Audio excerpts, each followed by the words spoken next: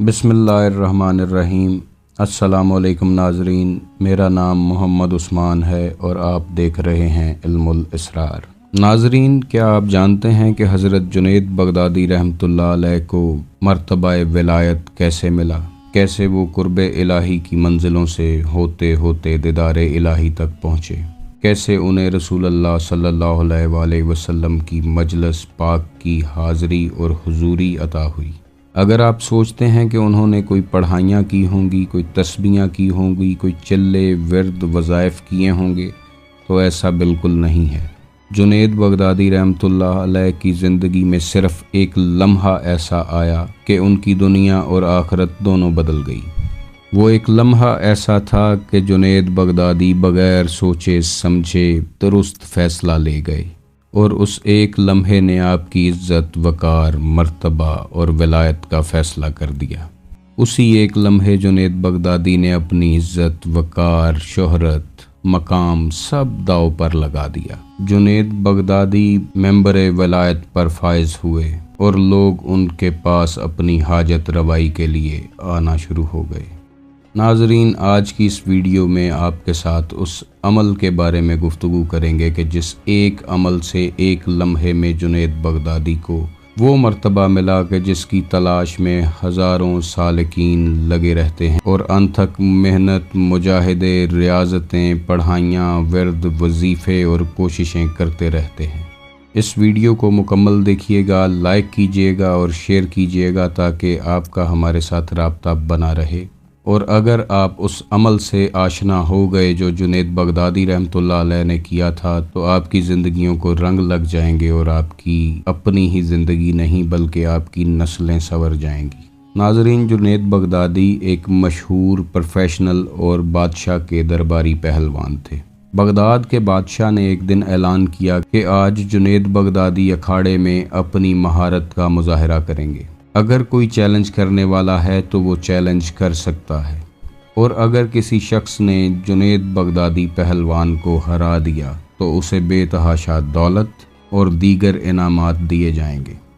Junaid Baghdadi इतने बड़े पहलवान थे कि बादशाह को इस बात का यकीन था कि कोई चैलेंज करने वाला सामने नहीं आएगा, और अगर कोई आ भी गया तो जुनैद बगदादी से नहीं जीत पाएगा। इसी असना में एक शख्स खड़ा हुआ और उसने जुनैद बगदादी को चैलेंज पेश किया। ये शख्स बहुत दुबला पतला, कमज़ोर और ज़ईफ़ भी था। इसे चैलेंज करता देख के तमाम अवाम जो इर्द गिर्द इकट्ठी थी वो हंसने लगी। लोग अपने आप पर काबू ना रख सके और कह कहे लगाने लगे और तालियां बजाने लगे। बादशाह चूंकि कानून का पाबंद था और वो उस शख्स को रोक नहीं सकता था जो अपनी मर्जी से इस मुकाबले में दाखिल हुआ हो। आखिरकार उस शख्स को अखाड़े में दाखिल होने की इजाज़त दी गई। इस शख्स की उम्र लगभग 65 बरस की थी। ज़ाती तौर पर जुनैद बगदादी भी हैरान थे कि आखिरकार ये शख्स क्या चाहता है। ये जानता है कि मुझसे जीत नहीं पाएगा, फिर भी ये लड़ाई के लिए क्यों तैयार है। बादशाह के दरबारियों और तमाम मजमे के जहनों पर सिर्फ एक बात ने कब्ज़ा किया हुआ था कि आखिर ये बूढ़ा शख्स कैसे लड़ेगा और कैसे जीतेगा, जबकि इसके पास लड़ाई की कोई भी वजह मौजूद नहीं है। जब ये बूढ़ा शख्स और जुनैद बगदादी अखाड़े में आमने सामने हुए तो इस बूढ़े शख्स ने जुनैद बगदादी को मुखातब किया और उसे कहा कि अपना कान मेरे करीब लाओ। लड़ाई शुरू करने से पहले मैं तुम्हें कुछ कहना चाहता हूँ। उस बूढ़े शख्स ने जुनैद बगदादी के कान में कुछ सरगोशी की, जिसके बाद जुनैद बगदादी के जिस्म पर सख्ता तारी हो गया और जुनैद बगदादी किसी गहरी सोच में चले गए। आखिरकार जब लड़ाई शुरू हुई तो जुनैद बगदादी ने अपनी कुछ चालों का मुजाहरा किया, लेकिन उस शख्स को किसी किस्म की चोट नहीं आने दी। जुनैद बगदादी लड़ ज़रूर रहे थे, मगर ऐसा लग रहा था जैसे जुनैद बगदादी जानबूझकर उस शख्स को अपने ऊपर हावी कर रहे हों। कुछ वक़्त गुजरने के बाद उस शख्स ने जुनैद बगदादी को गिराया اور جنید بغدادی کے سینے پر چڑھ گیا۔ اس شخص نے آخر کار جنید بغدادی کو ہرا دیا اور وہ انعام کا حقدار ٹھہرا۔ تمام مجمع اور بادشاہ کو ایسا لگا جیسے جنید بغدادی جان بوجھ کر ہار گئے ہیں۔ لوگوں نے جنید بغدادی کو بہت برا بھلا کہا، طعنہ زنی کی اور بادشاہ نے انہیں رسوا کر کے اپنے دربار سے نکال دیا۔ کچھ دنوں تک تمام لوگ سوچتے رہے کہ آخر اس بوڑھے شخص نے جنید بغدادی کے کان میں ایسا کیا کہا کہ جنید بغدادی ہنستے ہنستے یہ کشتی یا دنگل ہار گئے۔ لوگ آپس میں مختلف قیاس آرائیاں کرنے لگے اور اس دن کے بعد جنید بغدادی کی زندگی بدل گئی۔ جنید بغدادی قرب الہی کی گہرائیوں میں چلے گئے، تنہائی میں بیٹھنے لگے اور ہر وقت اپنے اللہ کو یاد کرتے رہتے۔ ایک دن کسی شخص نے آپ سے پوچھنے کی ہمت جتائی کہ آخر اس شخص نے کان میں ایسا کیا کہا تھا کہ آپ ہنستے ہنستے وہ دنگل ہار گئے اور اس کے بعد گوشہ نشینی اختیار کر لی اور اللہ کے قرب میں چلے گئے۔ تو جنید بغدادی نے بتایا کہ جب وہ لڑائی شروع ہونے والی تھی تو اس بوڑھے شخص نے میرے کان میں صرف آ کر اتنا کہا کہ میں سید ہوں، آل نبی ہوں، اولاد علی ہوں، میرے بچے گھر میں بھوکے ہیں اور گھر میں گندم کا ایک دانہ بھی موجود نہیں ہے، زکوٰۃ خیرات فطرانہ مجھ پر حرام ہے، جس وجہ سے میں قرضے میں ڈوبا ہوا ہوں۔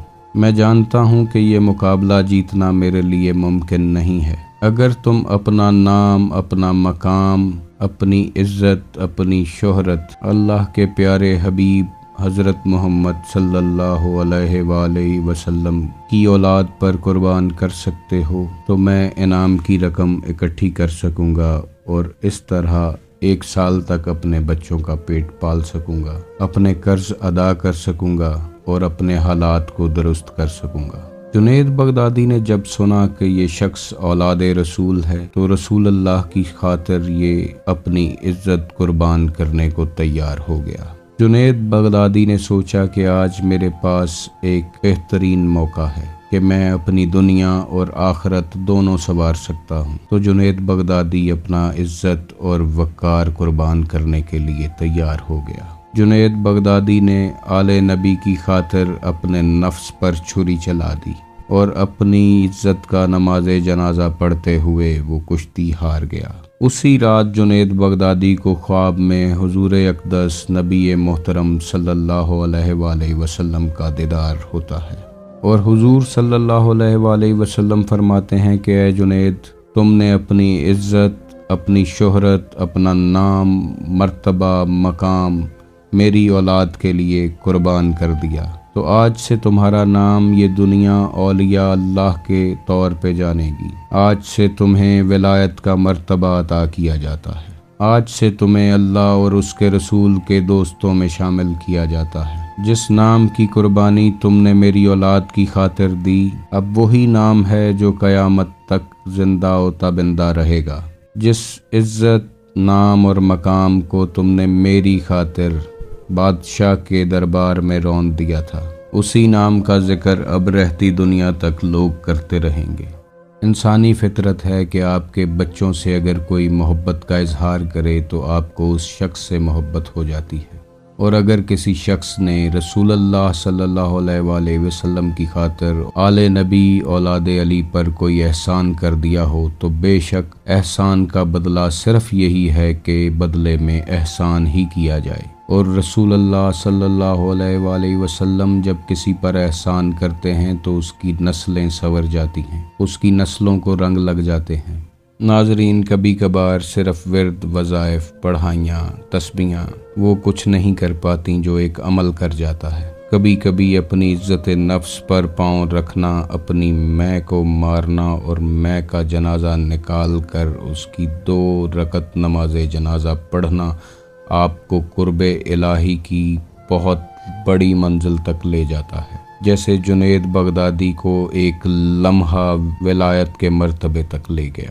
ناظرین، ولایت کی اگر 100 سیٹیں نکلتی ہیں تو ان میں سے 90 سیٹیں سادات کے لیے ریزرو ہوتی ہیں کہ جن کے بڑوں نے کربلا میں اپنی عزت، شان، وقار لٹا کر دین کو بچایا تھا، اور باقی ولایت کی 5 سیٹیں صرف انہی لوگوں کو ملتی ہیں جو اس گھر کے وفادار ہوتے ہیں، جو رسول اللہ کے وفادار ہوتے ہیں۔ جو رسول اللہ سے محبت کرتے ہیں، جو ان کی آل اولاد سے محبت کرتے ہیں۔ اگر زندگی آپ کو کبھی موقع دے اور کوئی سید آپ کو پریشان یا گرا ہوا نظر آ جائے تو اسے بازو سے پکڑ کر اٹھا دیجیے گا، اس کے دکھ، تکلیف، پریشانیاں دور کرنے کی کوشش کیجیے گا۔ بے شک اس کا بدلہ رسول اللہ سے آپ اس دنیا میں بھی اور آخرت میں بھی حاصل کر لیں گے۔ اللہ آپ کو، آپ کی اولاد کو سادات کی عزت اور احترام کرنے والا بنائے۔ رسول اللہ صلی اللہ علیہ وآلہ وسلم کا فرمان عالی شان ہے کہ تم میں سے کوئی شخص اس وقت تک مومن نہیں ہو سکتا جب تک کہ میں محمد اسے اپنے جان و مال، عزیز و اقارب، ماں باپ اور اولاد سے بڑھ کر محبوب نہ ہو جاؤں۔ اس بات کا زندگی میں اگر کوئی عملی مظاہرہ کر دے تو جو مرتبے اور فضیلت وہ حاصل کر لیتا ہے اس کو لفظوں میں بیان نہیں کیا جا سکتا۔ رسول اللہ صلی اللہ علیہ وآلہ وسلم کی اولاد کہیں بھی آپ کو نظر آئے، بغیر تصدیق کیے ان کی عزت کریں، ان کا احترام کریں، تاکہ قیامت والے دن ان کے نانا بابا آپ کو اس کا اجر عطا کر سکیں۔ آپ خوش رہیں، مسکراتے رہیں، اللہ کی امان میں رہیں۔ اللہ حافظ۔